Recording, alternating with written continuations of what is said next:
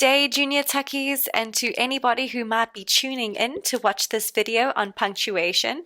Welcome to our question and answer sort of session where I go through a few questions that were asked previously in other papers and we see if we can do them ourselves. This is designed for English, grade 8 and 9.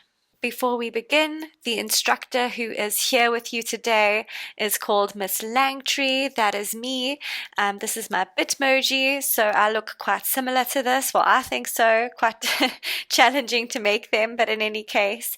And yes, I'm excited to help you answer some of these questions today. Right, so let's start with one of the most straightforward questions we can hope to get in a test, where it just reads, punctuate the following. So let's tackle that. I think that it's important to note if anything which should be capitalized is not. Luckily, we have the name of a country over here, Free State, and the name of the Orange River, or that particular river, capitalized as well. So where else could we add punctuation? Let's see. When in the Free State, you should try to visit the Orange River. Well, they've given us a full stop as well, guys. So, what are we missing here? Does anyone see that there's something missing? Okay, this one is a tricky one, but do you think when in the Free State, comma, oh, not so easy. When in the Free State, comma, you should try to visit the Orange River. It's adding that little bit of extra information in, okay? You should try to go to visit the Orange River. That can stand on its own, but we want to say, but when you're in the Free State. So that is what we're missing. We are missing one comma. Naturally, after the fall, George did not enjoy being near horses. Okay.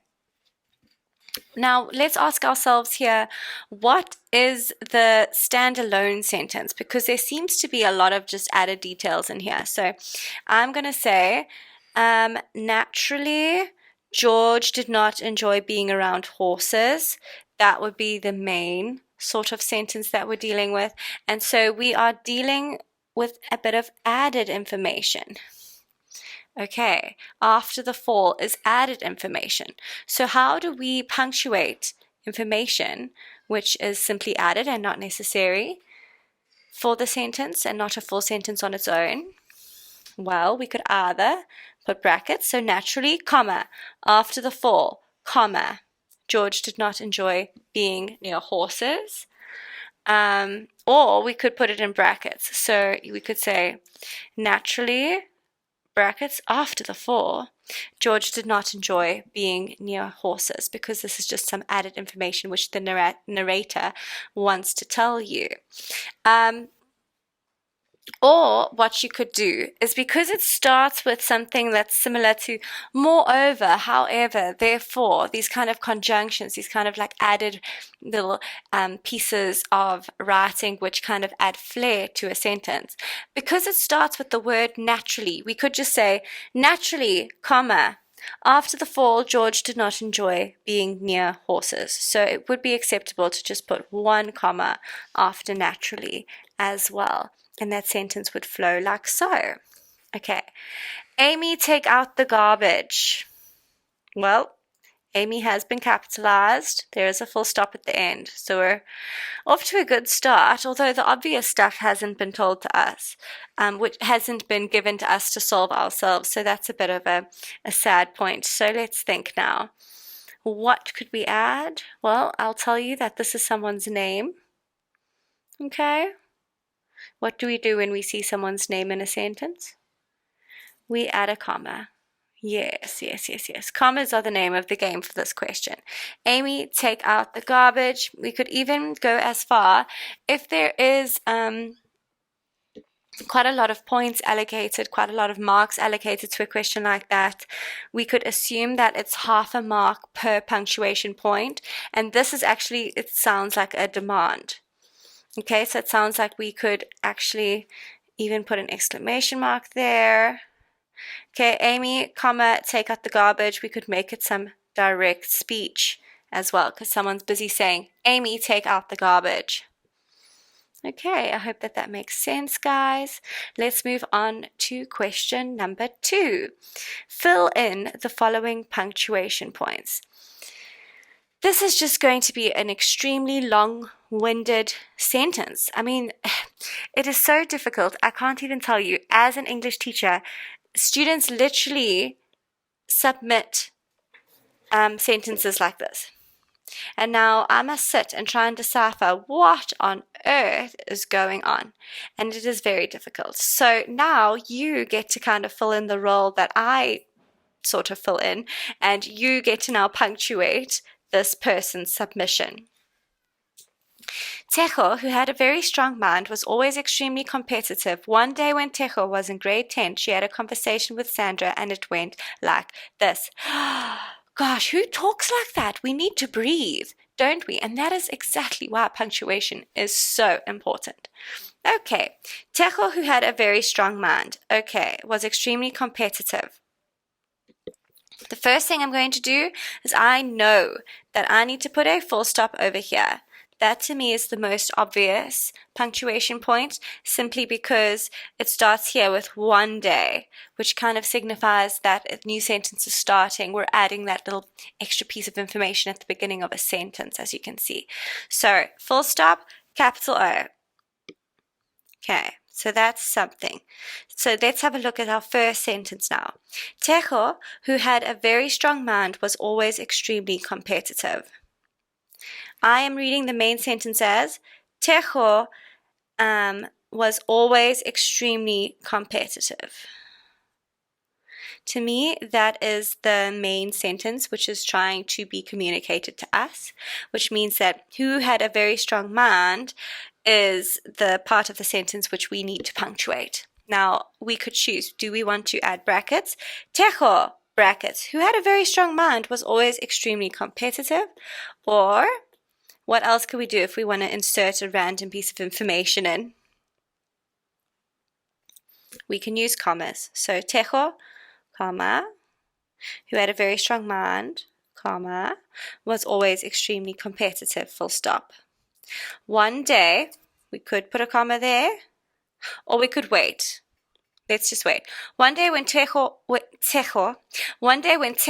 in grade 10, I think that is where we should put the comma. One day when Tejo was in grade 10, comma, she had a conversation with Sandra, and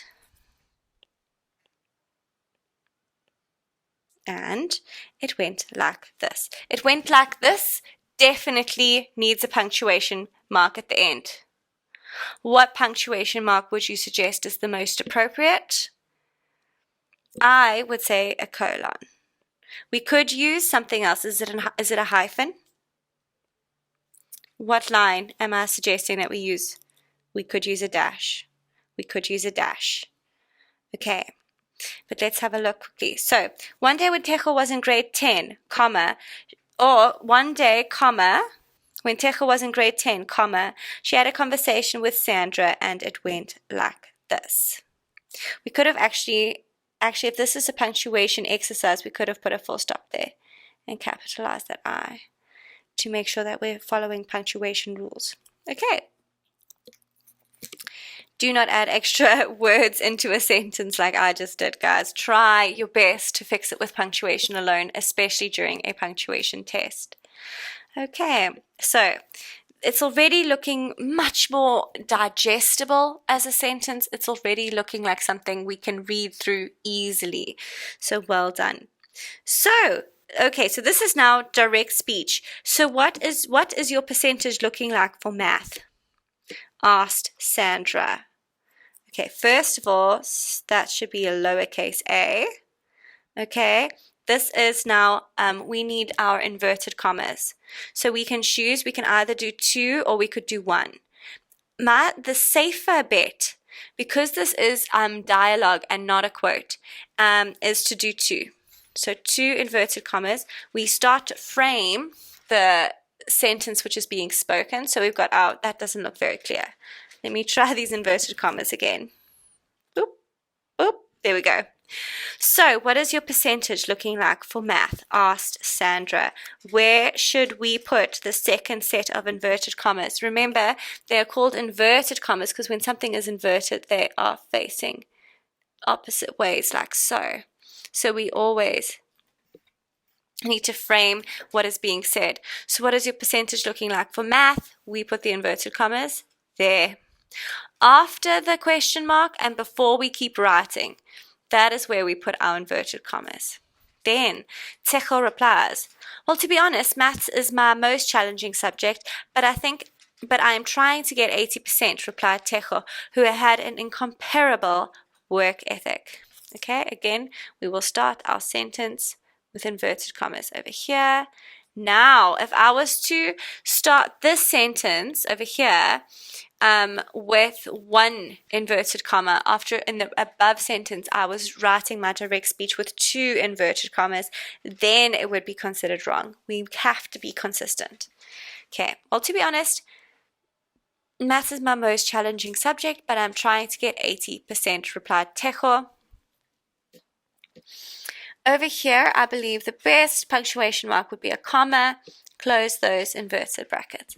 Now, I do think that this sentence needs some kind of break because it is quite a long one. Perhaps, well, comma, well, pause. To be honest, maths is my most challenging subject, but I'm trying to get 80%, replied Tejo, who had an incomparable work ethic. Should we put a comma here? And call it a day. Okay. Oh, laughed Sandra. That makes me feel better. Thanks. Imagine someone said that to you. I'd also be very angry. Okay, so we put our brackets here just for the O. We could put an exclamation mark. Whoop. Oh, like that, because it is an exclamation that is being made. Yes, let's keep it like that. Oh, laughed Sandra, comma.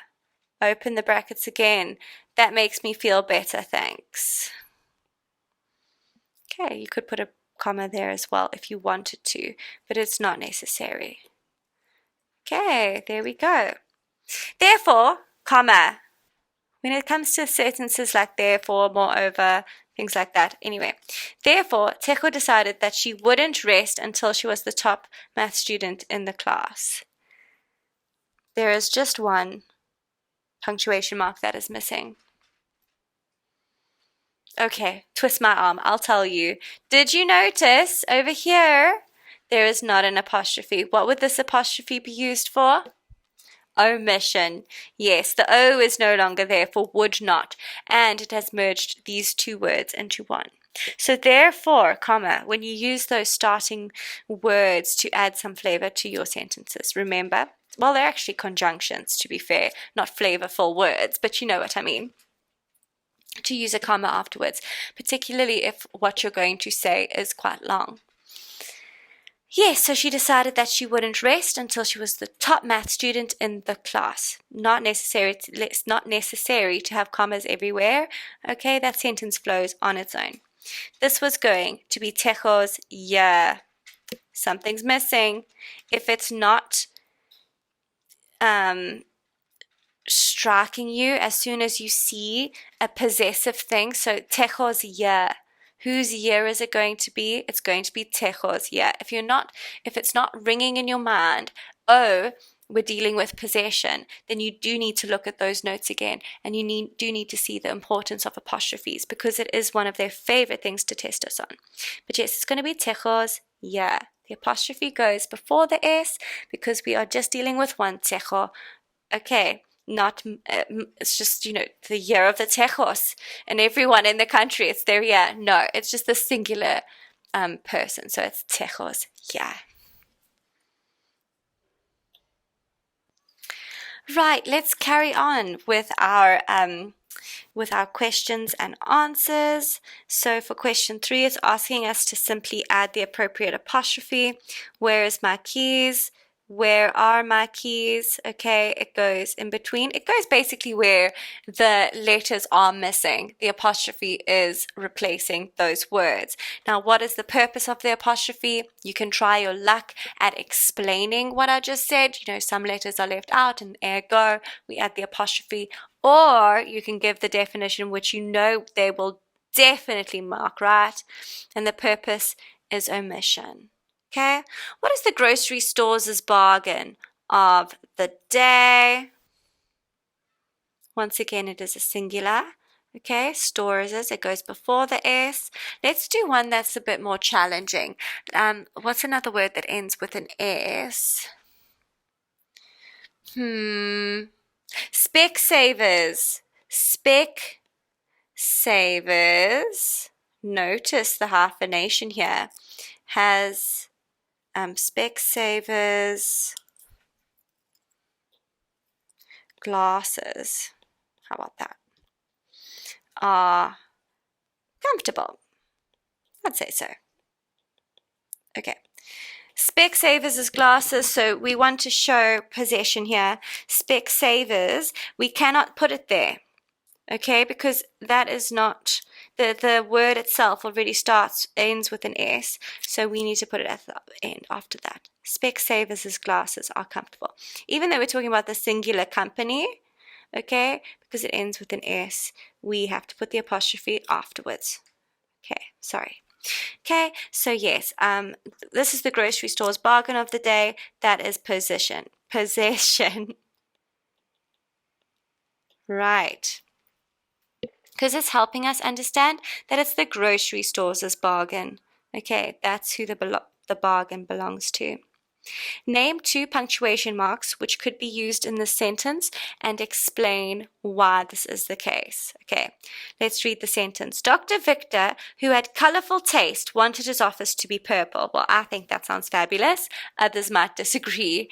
Okay, so Dr. Victor, we could definitely use commas, who had colorful taste, comma, because let's have a look here. Dr. Victor wanted his office to be purple. Definitely stands on its own. It's a sentence that is fine, but when we add this extra detail, who had colorful taste, okay, it is adding that flavor, but it is added information, so let's put commas around it so that we frame it correctly. Okay, so that would